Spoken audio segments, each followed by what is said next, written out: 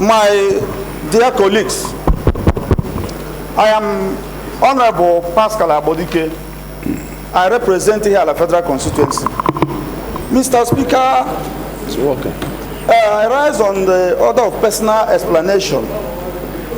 If I can put it in a proper perspective, Mr. Speaker, I understand that members are being recognized. What order are you relying on? Mr. Speaker, I understand that members are being recognized by their names and their constituency. Right. And also the political party they represent. Mr. Speaker, I look at the vote and proceeding of yesterday. My party member, Mr. Speaker, I'm the leader of a political party, APGA. The name of one of my party members, Mr.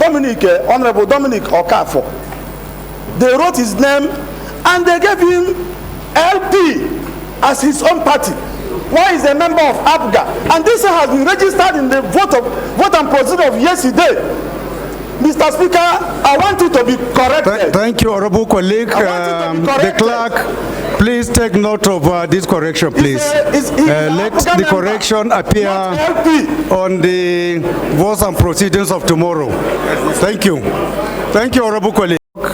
We had to suspend the room to give him opportunity to talk on the personal explanation.